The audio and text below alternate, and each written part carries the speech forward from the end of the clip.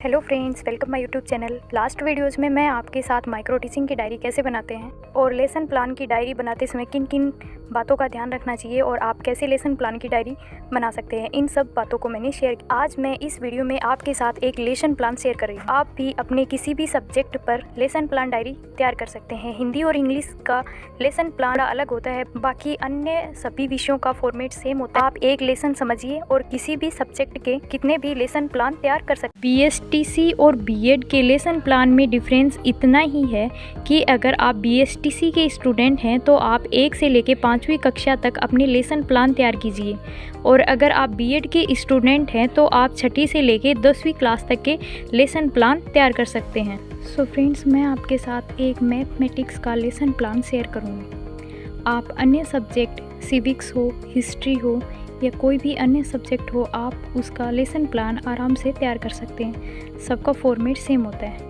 Friends, सबसे पहले बात करते हैं कि कॉलेज में आपको या तो सेम ऐसी डायरी दी जाती है या फिर आपको फाइल में काम करने के लिए कहा जाता है। जब फाइल में या नोटबुक में आप लेसन प्लान का काम करते हैं तो आपको सेम एक ऐसा फॉर्मेट तैयार करना होता है।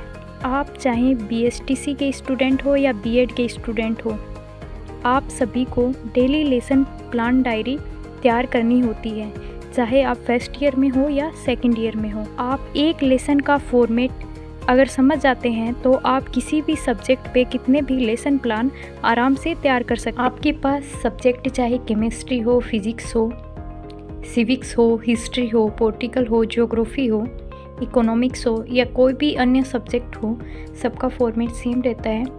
आपको कक्षा लिखनी होती है, आप जिस भी कक्षा का लेसन प्लान तैयार कर रहे हैं। देन आपको समय लिखना होता है। मैं आपको बता दूं कि समय आपका 35 मिनट का होता है डेली लेसन प्लान में।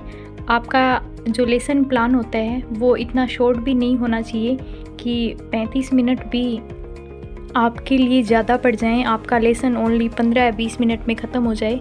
और आपका लेसन प्लान इतना बड़ा भी नहीं होना चाहिए कि आपको 35 मिनट कम पड़े कि आप उसे पढ़ाने में बच्चों को 1 घंटा तक लगा दें।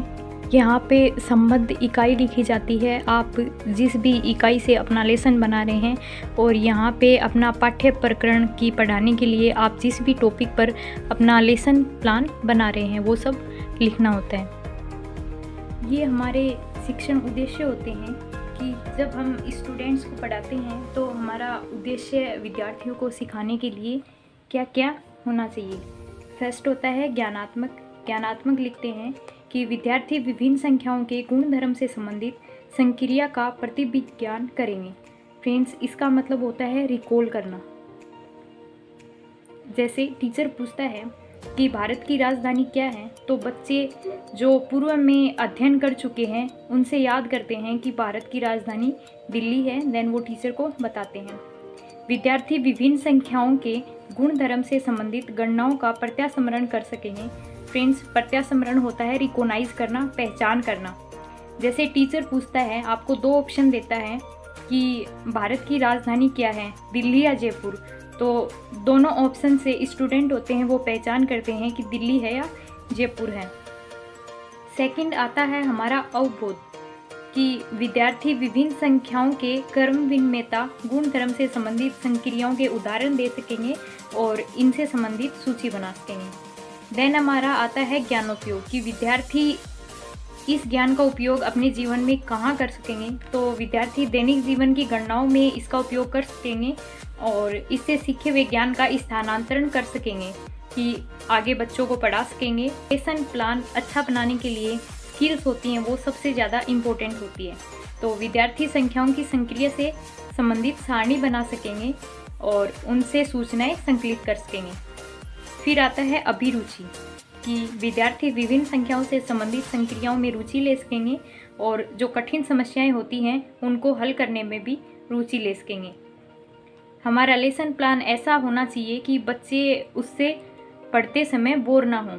अभिवृत्ति, विद्यार्थियों में विभिन्न संख्याओं के गुणधर्म का सामान्य दृष्टिकोण विकसित होगा और एक विश्वसनीय दृष्टिकोण बना रहेगा। शिक्षण उद्देश्य होते हैं जिनको हमें काम में लेते हुए ये ध्यान रखना चाहिए कि बच्चे हमारे पढ़ाए हुए से अच्छा समझ पाएँ। देन आती है सहायक सामग्री कि कक्षा में पढ़ाते समय कौन कौन सी सामग्रियों का उपयोग लिया जाता है। तो कक्षा के लिए चौक हो गया, डस्टर हो गया, पॉइंटर हो गया और पाठ से संबंधित चार्ट, मॉडल या जो भी आप लेते हैं उन सबको आप यहाँ लिखेंगे। फिर आती हैं शिक्षण विधियाँ कि हम पढ़ाते समय बच्चों को कौन कौन सी विधियाँ काम में लेते हैं। जैसे हम चार्ट या मॉडल उनको दिखाते हैं तो प्रदर्शन विधि हो गई, हम बोलकर बच्चों को पढ़ाते हैं तो व्याख्यान विधि हो गई, एग्जाम्पल देते हैं तो उदाहरण विधि हो गई। अगर पढ़ाने के बाद में हम उनसे क्वेश्चन आंसर के थ्रू पूछना चाहते हैं कि उनको हमारा पढ़ाया हुआ कितना याद हुआ तो प्रश्नोत्तर विधि हो गई। तो प्रदर्शन, व्याख्यान विधि, प्रश्नोत्तर विधि और आगमन निगमन विधि कि हम बच्चों को उदाहरण देके उनको कुछ समझा रहे हैं।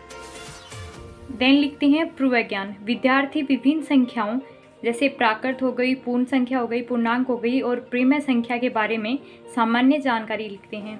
आप यहाँ पे अध्ययन कर चुके हैं ये बात नहीं लिखेंगे, आप लिखेंगी कि वो सामान्य जानकारी रखते हैं क्योंकि ये लिखना बेटर रहता है। फिर आता है प्रस्तावना। फ्रेंड्स, इसमें जैसे इंट्रोडक्शन स्किल्स बनाते हैं सेम वही फॉर्मेट होता है, वैसे ही हमें 5 क्वेश्चन बनाने होते हैं और जो 5वां क्वेश्चन होता है वो हमारा समस्यात्मक होता है। मैंने फर्स्ट क्वेश्चन तैयार किया, देन उसके आंसर से मैंने सेकंड क्वेश्चन तैयार किया, सेकंड के आंसर से मैंने थर्ड क्वेश्चन तैयार किया। ऐसे ही कंटिन्यू ये प्रोसेस चलती रहती है।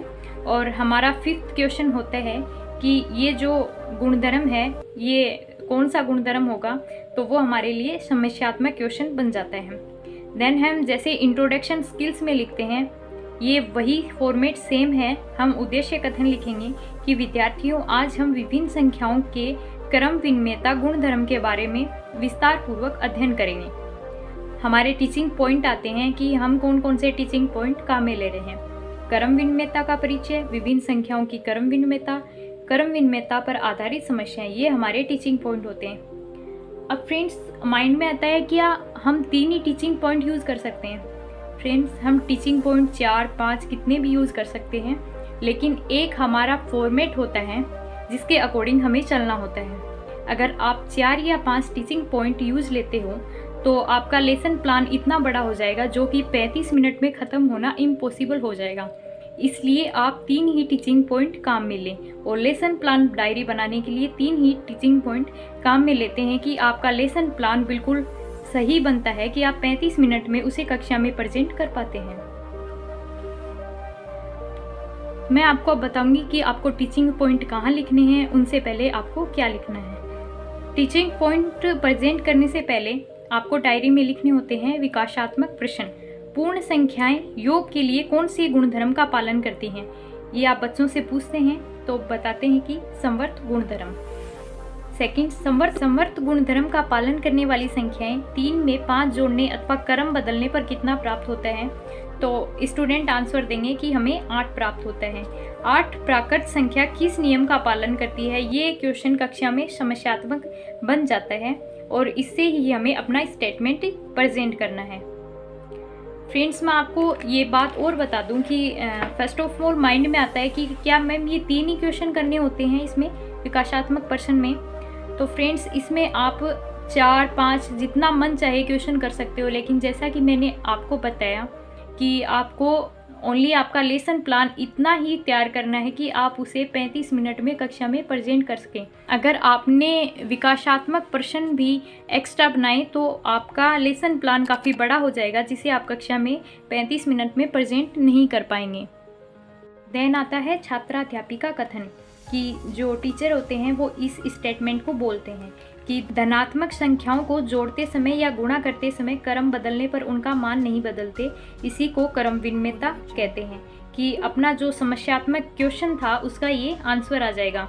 अब फ्रेंड्स मैं बता दूं, जो आपने पहला टीचिंग पॉइंट लिया था वो छात्राध्यापिका कथन के जस्ट सामने लिखना होता है, ना कि उसे स्टार्टिंग में। आप यहाँ अपना जो टीचिंग पॉइंट काम में ले रहे हैं उसे आप यहाँ लिखेंगे। छात्र क्रिया क्या करेंगे कि विद्यार्थी ध्यानपूर्वक सुनेंगे, आप जो बता रहे हो उनको समझेंगे तथा अपनी उत्तर पुस्तिका में लिखेंगे। आपको श्यामपट्ट सारांश या सहायक सामग्री आप जो भी काम में ले रहे हैं उसे आप ब्लैक पेपर पे या पिंक पेपर पे आप यहाँ लिखेंगे और उसको चिपका लेंगे।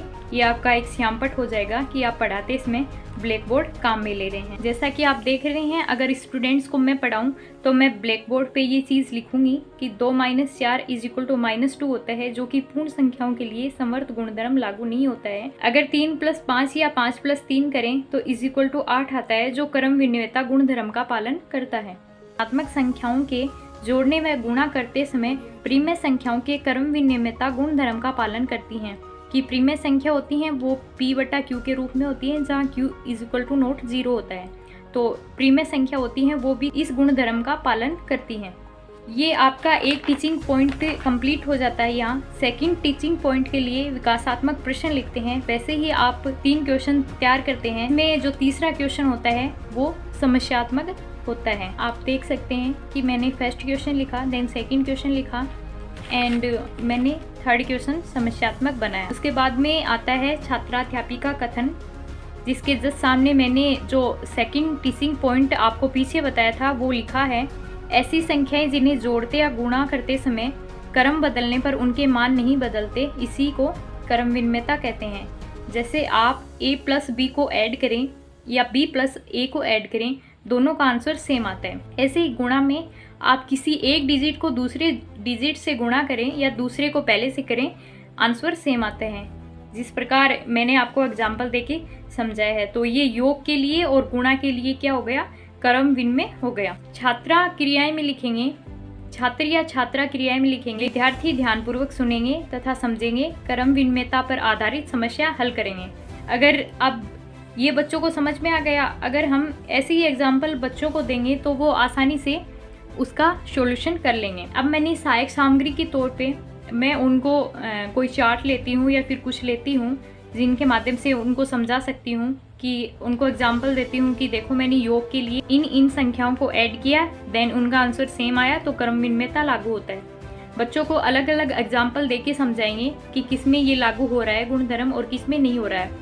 व्यवकलन की माइनस के लिए देखते हैं तो दोनों को क्रम बदलने पर संख्याएं सेम नहीं आती है, तो क्रम विनिमयता गुणधर्म लागू नहीं होता। ऐसे ही गुणा के लिए देखते हैं जिस पे लागू होता है, लेकिन भाग के लिए ये गुणधर्म लागू नहीं होता। देन ब्लैक बोर्ड चिपकाएंगे जिस पे हम बताएंगे कि योग के लिए क्रम विनिमय लागू होगा, व्यवकलन के लिए लागू नहीं होगा। कक्षा में पढ़ाते समय ये सब बातें हमें ब्लैक बोर्ड पे लिखनी होती हैं। देन फ्रेंड्स, उसके आगे हम ऐसे ही थर्ड जो टीचिंग पॉइंट था उसको बनाएंगे। सेम वैसे ही अपन 3 क्वेश्चन लिखेंगे। जो तीसरा क्वेश्चन है वो समस्यात्मक होगा। आप देख सकते हैं मैंने फर्स्ट क्वेश्चन लिखा, देन सेकंड लिखा और थर्ड क्वेश्चन लिखा जो मेरा समस्यात्मक था। छात्राध्यापिका कथन के सामने हम टीचिंग पॉइंट लिखेंगे और बच्चों को बताएंगे कि योग के लिए बच्चों को एग्जाम्पल देंगे कि जो संख्याएं ली हैं उनका ऐड किया, व्यवकलन के लिए जो संख्याएं ली उनका माइनस किया। तो इन पे बताएंगे कि क्रम विनिमयता गुणधर्म योग और गुणन के लिए लागू होता है, बल्कि व्यवकलन और भाग संक्रिया में यह लागू नहीं होता। सेम विद्यार्थी इन बातों को ध्यानपूर्वक सुनेंगे, समझेंगे और इन पर आधारित जो भी समस्याएं हैं उनको हल करेंगे। देन हम ब्लैक बोर्ड पर बच्चों को एग्जाम्पल देंगे और उनको समझाएंगे कि इनमें क्रम विनिमयता का जो गुणधर्म है वो लागू नहीं होता, और हम उनको 3, 4 या जितने भी एग्जाम्पल दे सकते हैं वो एग्जाम्पल देके उनको समझा देंगे अच्छी तरीके से कि ये किस प्रकार लागू होता है या नहीं होता है। अब फ्रेंड्स, उसके बाद में आते हैं आपके पुनरावृत्ति एवं मूल्यांकन प्रश्न। ये पेज थोड़ा शॉर्ट पड़ता है, आप समझ नहीं पाएंगे, इसलिए मैंने आपके लिए अलग से एक पेज पे ये क्वेश्चन तैयार किए हैं ताकि आप समझ पाएंगे कि आपको इन क्वेश्चन को किस टाइप से लिखना है। जैसा कि आप देख रहे हैं कि आपको पुनरावृत्ति एवं मूल्यांकन प्रश्न तैयार करने। अब मैं बताऊं कि आपको कितने क्वेश्चन कौन से के अंदर तैयार करने। सबसे पहले बात करें पुनरावृत्ति प्रश्न की। फ्रेंड्स, पुनरावृत्ति प्रश्न हमें 3 तैयार करने होते हैं जो बिल्कुल शॉर्ट होते हैं, जो पढ़ाए हुए से बच्चों को हम पूछते हैं। देन हमें तैयार करने होते हैं मूल्यांकन प्रश्न। हमने स्टूडेंट्स को पढ़ा दिया, उसके बाद में हम हमारा भी मूल्यांकन कर पाएंगे और उनका भी कर पाएंगे कि हमने जो पढ़ाया वो बच्चों को कितना समझ में आया, उन्हें कितना याद है। हम कक्षा में ये क्वेश्चन पूछेंगे। सबसे पहले वस्तुनिष्ठ क्वेश्चन तैयार करेंगे जिसके अंदर हमें 4 क्वेश्चन तैयार करने होते हैं। फर्स्ट जो 2 क्वेश्चन होते हैं वो हमारे ऑब्जेक्टिव टाइप होते हैं, कि हम एक क्वेश्चन लिखेंगे और बच्चों को उनके ऑप्शन देंगे और उनमें से वो सिलेक्ट करेंगे कि कौन सा जो आंसर है वो सही होगा। देन 2 क्वेश्चन है वो आप रिक्त स्थान के बनाएंगे, जैसे सत्य असत्य पर बना सकते हैं, हाँ नहीं पर बना सकते हैं, या फिर ऐसे 2 ऑप्शन दे सकते हैं कि इनमें से कौन सा सही होगा। आप उनको पहचान के लिए दे सकते हैं कि प्राकृत संख्याएं खालिस्तान होती हैं, धनात्मक होती हैं या ऋणात्मक होती हैं। शून्य जो कि एक पूर्ण संख्या है वो किस प्रकार की संख्या हो सकती है, प्राकृत भी हो सकती है या प्रिमेय भी हो सकती है। देन अति लघुरात्मक में हम 2 क्वेश्चन तैयार करते हैं। अति लघुरात्मक में फ्रेंड्स जो 2 क्वेश्चन तैयार करते हैं वो हमारे बिल्कुल शॉर्ट होनी चाहिए कि उनका आंसर बच्चे ओनली 1 वर्ड में दे पाएँ। जैसे क्रम विन में कौन सी संक्रियाओं पर लागू होता है, तो बच्चे बता देंगे कि योग और गुणन संक्रिया के लिए लागू होता है। एंड सेकंड क्वेश्चन जैसे 2/3 + 8/3 में क्रम विनिमय का गुण धर्म बताइए, तो बच्चे इसे ऐड करेंगे। ऐड करने के बाद देन जो रिजल्ट आता है उसमें बताएंगे कि इसमें ये गुणधर्म लागू होता है, कि ऐड करने पर इसका ये आंसर आता है, तो इसमें क्रम विनिमय गुणधर्म लागू होता है। लघुरात्मक में हम 2 क्वेश्चन बनाएंगे, जिसमें पहला क्वेश्चन लिखेंगे, देन सेकंड क्वेश्चन लिखेंगे और इनका आंसर एक लाइन में लगभग आ जाना चाहिए कि 4/3 व 2/3 का क्रम बदलकर प्राप्त संख्या बताइए। तो बच्चे इनका क्रम बदल के लिखेंगे कि बच्चे लिखेंगे 2/3 + 4/3 = जो आंसर आएगा, तो ये आंसर और ये आंसर सेम होगा, तो इनमें क्रम विनिमयता का गुणधर्म लागू होगा। सेकंड भाग के लिए है कि इनको हल करेंगे क्या को और फिर बताएंगे कि भाग के लिए ये गुणधर्म लागू होगा या नहीं होगा। ये वाली प्रोसेस कराते हैं। तो फ्रेंड्स आपकी ये प्रोसेस बच्चों से ब्लैक बोर्ड पे करवाइए। अगर उनका आंसर सही होता है तो आप उनको पुनर्बलन भी दे सकते हैं कि बहुत अच्छा किया, आपको अच्छा समझ में आया। इससे बच्चों को एक मोटिवेशनल मिलता है और वो अच्छा सीख पाते हैं। देन आता है गृह कार्य। गृह कार्य में आप एक बच्चों को ऐसा क्वेश्चन दें जिनका आंसर थोड़ा लॉन्ग हो। जैसे मैंने आपको लिख के बताया कि योग व गुणन संक्रिया का उदाहरण देकर स्पष्ट करें कि योग व गुणन संक्रिया के लिए क्रम विनिमय गुणधर्म लागू होता है क्या। तो बच्चे क्या करेंगे, एग्जाम्पल लेंगे, योग का लेंगे और गुणन का लेंगे, उसको हल करेंगे। देन फिर सेकंड को हल करेंगे और उन दोनों को देखेंगे कि योग और गुणन संक्रिया के लिए जो क्रम विनिमय गुणधर्म है वो उन पे अप्लाई होता है या नहीं होता है। फ्रेंड्स इस प्रकार आपके जो पुनरावर्ती प्रश्न होते हैं वो 3 होते हैं, वस्तुनिष्ठ प्रश्न 4 होते हैं, अति लघुरात्मक प्रश्न 2 होते हैं और लघुरात्मक प्रश्न 2 होते हैं, और गृह कार्य के लिए एक लॉन्ग क्वेश्चन दिया जाता है। सो फ्रेंड्स इस प्रकार मैंने आपको एक लेसन प्लान तैयार करके बताया है कि आप भी इस प्रकार अपना लेसन प्लान तैयार कर सकते हैं। अगर आप फिजिक्स का लेसन प्लान तैयार कर रहे हैं तो आप लिखेंगे कि विद्यार्थी विभिन्न जो बल होते हैं उनसे संबंधित संक्रियाओं का प्रत्याभिज्ञान कर सकेंगे, और ऐसे ही जो बल है उनके बारे में वो प्रत्यास्मरण कर सकेंगे, पहचान कर सकेंगे। जैसे ये घर्षण बल है या फिर गुरुत्वाकर्षण बल है, ऐसे उनमें डिफरेंस कर पाएंगे। सेम उनसे संबंधित उदाहरण दे सकेंगे, उनसे संबंधित सूची बना सकेंगे, दैनिक जीवन में उनका उपयोग किस प्रकार कर सकेंगे। आपको सेम इसी फॉर्मेट से अपना जो लेसन प्लान है वो बनाना होता है। आप किसी भी सब्जेक्ट पे ऐसे आप अपना लेसन प्लान बना सकते हैं। अगर आपको फाइल या नोटबुक में अपना लेसन प्लान बनाना होता है तो आप ऐसे ही सेम एक स्ट्रक्चर तैयार करें जिसमें सेम यही चीज़ें लिखनी होती हैं, और देन आप अपना काम करना स्टार्ट करें। आप अपनी जो भी सहायक सामग्री होती हैं उनको लिखें। आप जिस भी सब्जेक्ट्स का बना रहे हैं उनका एक इंट्रोडक्शन स्किल्स जो फॉर्मेट होता है वो तैयार करें, और आप जो अपने टीचिंग पॉइंट काम में ले रहे हैं वो लिखें। अगर आप फिजिक्स केमिस्ट्री अन्य किसी सब्जेक्ट का बना रहे हैं उनमें जो भी आप टीचिंग पॉइंट काम में ले रहे हैं वो सब इसमें लिखना होता है। जैसे बेलन का बना रहे हैं तो बेलन का क्षेत्रफल, बेलन का आयतन, बेलन का परिमाप जो भी होता है, तो आप एक एक टीचिंग पॉइंट लेते जाएं और देन उनको एक्सप्लेन करते जाएं। आपको हर टीचिंग पॉइंट में ब्लैक बोर्ड काम में लेना है। जितना हो सके आप सहायक सामग्री को भी काम में लें ताकि बच्चे उससे ज़्यादा से ज़्यादा सीख पाएँ। सो फ्रेंड्स मैंने आपके साथ एक पूरा लेसन प्लान तैयार किया है। आप मुझे कमेंट करके ज़रूर बताएं कि मैंने जो आपको सिखाया है वो आपको कितना समझ में आया, क्योंकि मुझे भी मेरा मूल्यांकन करना होता है। सो फ्रेंड्स अगर आपको वीडियो अच्छा लगा हो तो लाइक ज़रूर करें, अपने दोस्तों के साथ में शेयर करें, एंड किसी भी सब्जेक्ट पे आप आसानी से अपना लेसन प्लान तैयार कर सकते हैं। अगर कोई डाउट हो तो कमेंट ज़रूर करें। आप ये लेसन प्लान अपने तैयार करें, देन कभी मैं आपको बताऊंगी कि लेसन प्लान तैयार करने के बाद में हमें क्या करना होता है कि पाठ्यक्रम की एक संक्षिप्त रूपरेखा तैयार करनी होती है, जिनमें ये पॉइंट होते हैं। इकाई योजना बनानी होती है हमें, लेकिन ये काम हमारा लेसन प्लान बनाने के बाद में होता है कि हमने कौन से विषय में कौन सी इकाई के अंतर्गत क्या क्या टॉपिक हैं जिन पे हमने लेसन प्लान बनाया।